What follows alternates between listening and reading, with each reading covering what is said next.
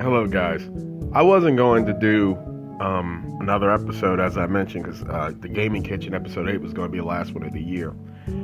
But as that saying in The Godfather, every time I try to leave, they just pull me right back in. So here I am again.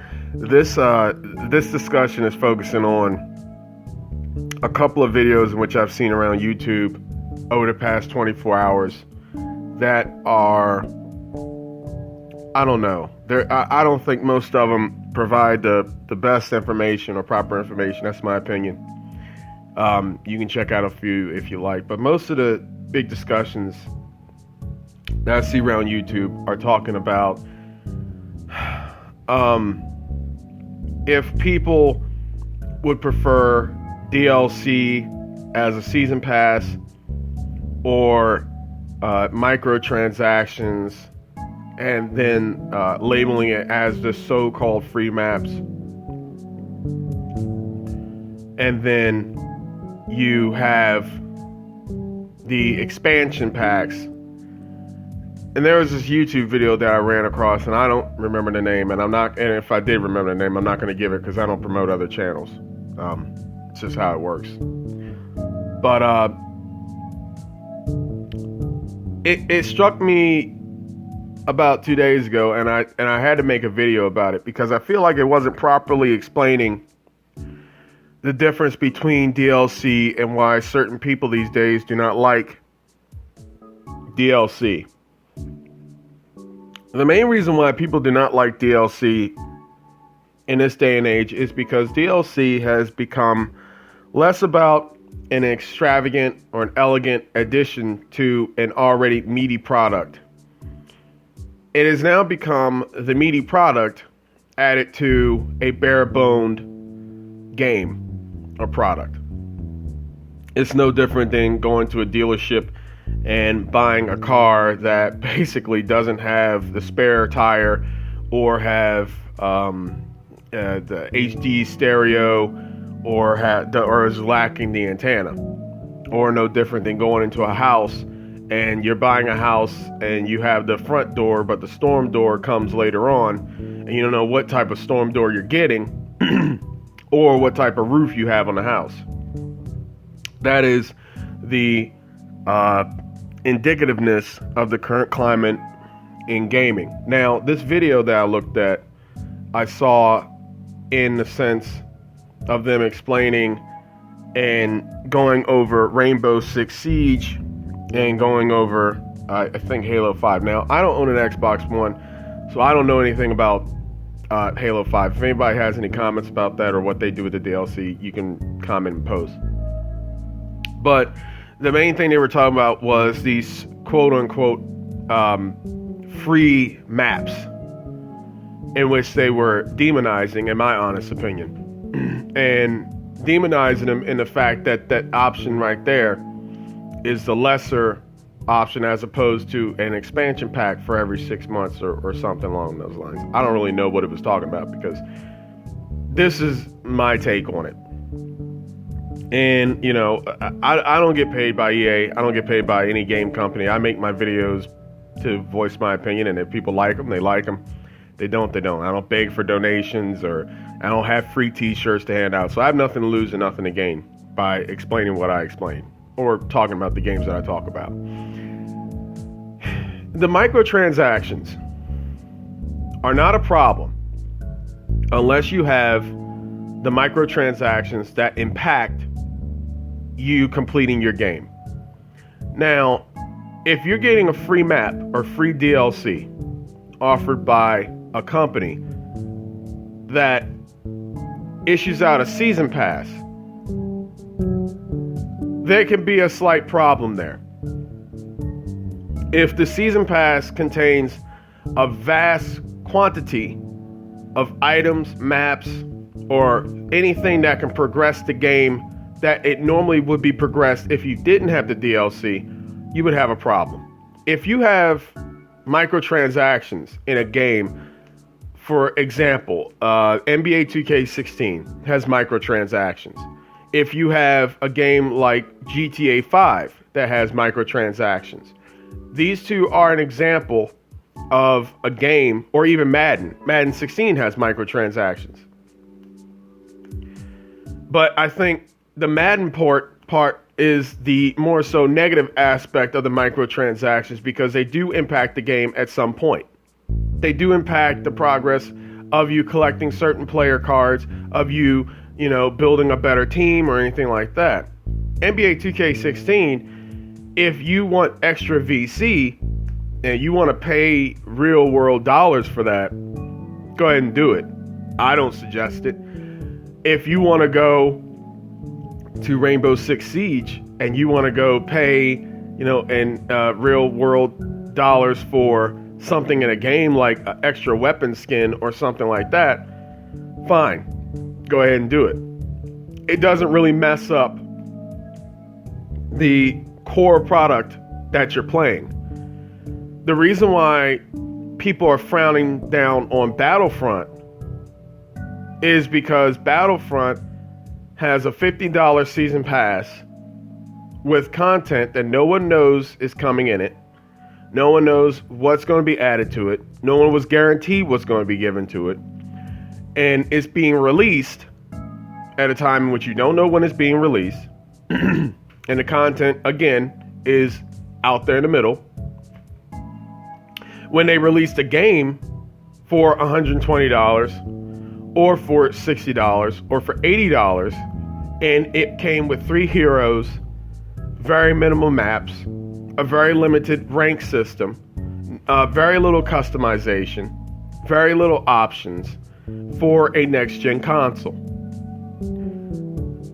If you want to listen to certain videos and how they tell you how DLC works and what to look for and what to prefer and what your suggestion is, it's very easy to skew information and not tell things the proper way if they benefit a certain person or they benefit something that is not fully telling you the truth. I'm just tossing it out there because I'm not just talking about YouTube videos. I'm talking about game websites. I'm talking about forums or anything that biasly tries to explain information a certain way. The reason why expansion packs work is dependent upon the company that issues them and works them out. If you look at the company that made The Witcher 3, expansion pack and the expansion pass does not affect the game itself. The Witcher 3 is a meaty game that comes with a lot of content, that comes with a lot of story, that comes with a lot of instruments to use in the game, a lot of weapons, a lot of storytelling, and those things do not bother the main crux of the story that you're looking at. The DLC in which they offered was free because they believed that the people who purchased the game paid enough for it. They also made the pass be able to be purchased. I mean, The Witcher's expansion pass does not cost as much as Battlefront Season Pass. Now, that's a company that handles things the right way. Now, I had someone come up to me with an argument in GTA 5 and say, oh, okay, well, GTA 5 does their DLC a certain way, but, what about the shark cards? Okay, all right, cool. I'll talk about the shark cards for a second. The shark cards in which people have exploited and have used for multiple in-game currency, that is a game where, yeah, there are microtransactions. But do the microtransactions affect the game itself?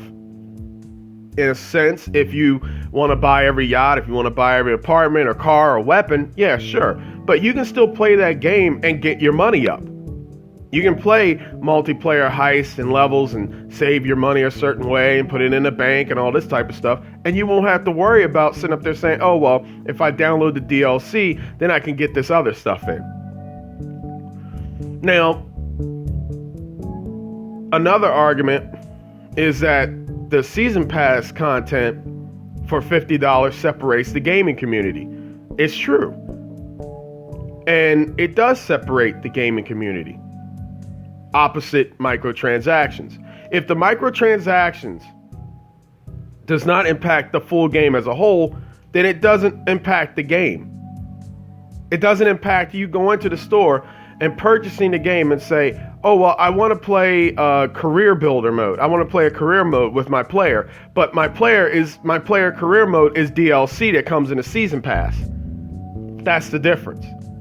That's what happened with Battlefront, and that's why Battlefront is getting the backlash that it's receiving right now. That's why EA is getting the backlash that it's getting right now. It's the same thing with Madden. You go buy Madden, you know, they have this because they're pushing this, what's it called? It's Ultimate Madden Team, and Madden Ultimate Team or something. And you sit up here and they give you cards and you get all these bonus cards and you pay $70 for the Ultimate Edition. You don't get any extra features in the game itself that deal with franchise mode, better in the uniforms, making the quality of the game better. Instead, you get $90 worth of a legacy mode or ultimate mode that goes to 4 free cards that don't amount to anything. Then you see yourself having to pay $30, $40, up to $100 worth of real world money to pay for a bunch of cards in a game that you're just going to trade in after April or March or May or anyway, because you're looking for the next Madden game. That's why there's a problem in the difference between expansion packs, DLC, and season passes. Now, if someone says so-called free maps, they're not really so-called free maps if the company comes out and says they're free maps. If they offer free maps. It's not the same as saying that these free maps, that there's a trick behind them or something like that. When you have an argument like that and you say that there's something behind those free maps, you have to also point out the big obvious thing where you have a game that's released and you have the game released and the game is not fully complete towards a customer's satisfaction that the customer paid $60 for, when you look at a season pass that came out that said, oh, they're offering it for $49.99.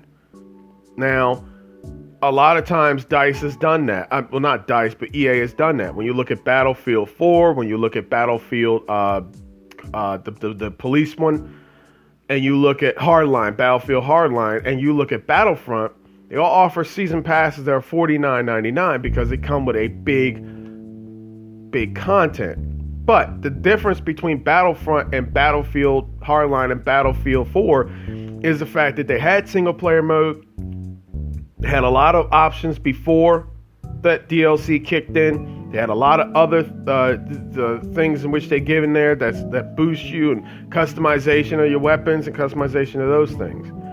That's the difference. And I wanted to make this video because I got a little sick and tired of seeing videos try and skew the difference between DLC and free maps and microtransactions and all those types of things. The main problem here is the fact that you have a game that's out there in the market that was released by a company that is incomplete. If you get to a certain level in Battlefront and you rank up to 50, there's no other need to play the game. Okay, I'll be honest with you. And like I mentioned in my other videos, I love Battlefront. I love it because it's Star Wars. And to be quite honest with you, if it was any other game, it probably would have been traded away. That's the cold hard truth. If it would have been any other game, it probably would have been traded away. And to be quite honest with you, there's a lot of people out here who love Star Wars and don't like this game or don't love this game because of that very same thing. You go, you play it, you get to rank 50, you get the Shadow Trooper armor, and the absurd customization of Stormtroopers without the helmets, when that customization should have went towards getting custom armor or rank levels or something that's different than that. I think that's the biggest problem with that content. A lot of these games that come out with these season passes that are between $40 to $50, they never seem to really own up to the price in which they're giving people. You know, I'll bring up another example of a game that charged $40 to $50 of a season pass for content in which many of the fan base believed that it didn't own up to the price they paid for it. Batman Arkham Knight.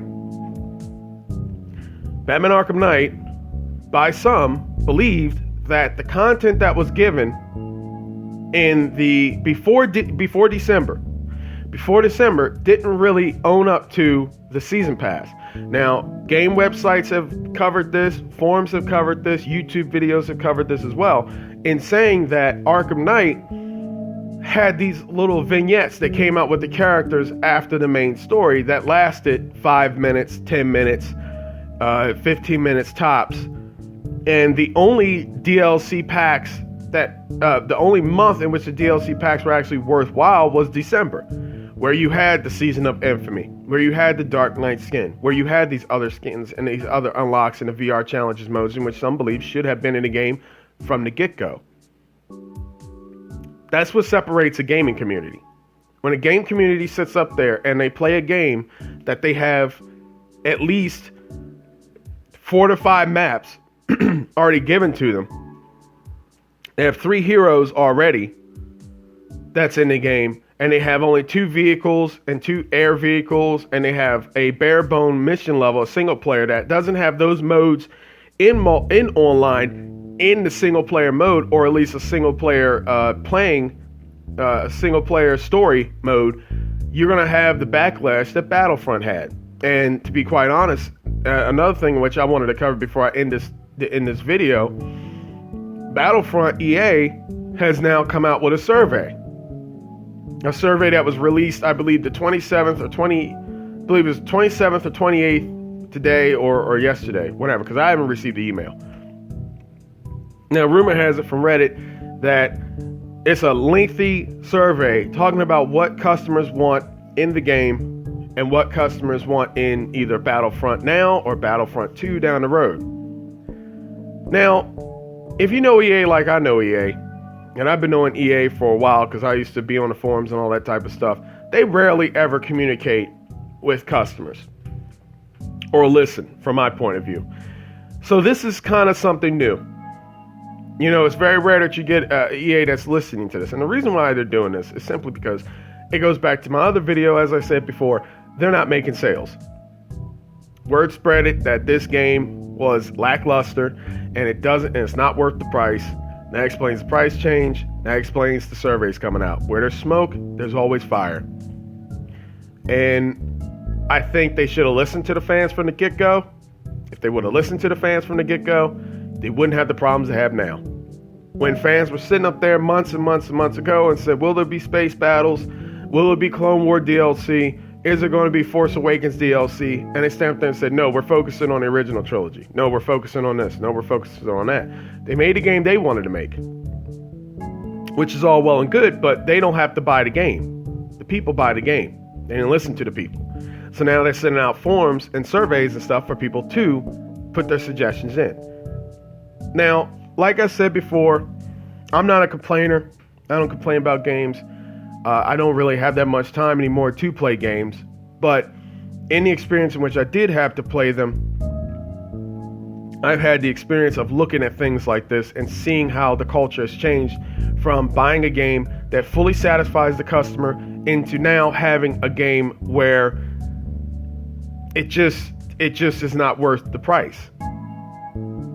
And the customer in this situation is always correct, because the content does not equate into what you're paying for. And the companies need to understand this, and they need to reevaluate their stuff, and they need to reevaluate how they're approaching these games, what they're doing, to not try and treat the customer like they're a dollar sign and treat them like they're a customer. And if you look at the game companies that do that, and you look at the game companies that treat people like their value and not like they're a banknote, you will have a good customer base. You won't have your gaming community separated. You won't have that. These companies are making these things are not acceptable. Rainbow Six, in my opinion, you can play a full game because you can rank up. And then you have other prestige levels over that, and you can rank up, and you have free maps that are coming, and you have all this other stuff. The microtransactions, you don't really care for. I mean, you're paying for what? Skins, weapon skins? You can play without that. You don't need that. It's a luxury thing. You know, it's just like it's just like in real life when you go to buy a house, it's like buying a house versus buying a big screen TV. If you have a 20-inch TV, yeah, the screen is small, but if you have to pay rent or buy a big screen TV, which one's which? And that's the difference. You don't need a TV. It's nice to have, but you don't need it. It's the same way as microtransactions in a game. If you have a good game, you have a meaty game, the DLC there should be free. All the game companies like Rockstar, the one that made Witcher 3, Rockstar released a big online mode in the port over from the Xbox 360 and the PS3 into the PS4 and Xbox One. And guess what? They downloaded for free. It's all downloaded. That online mode was for free. You didn't have to pay for it. The online mode for Metal Gear Solid, that was free. Now, if that was EA, you probably have to pay for that. That's the problem. And guys, I just wanted to share this video with you. Have a good New Year. I'm sorry. And I will see you guys in 2016 with more videos, more content.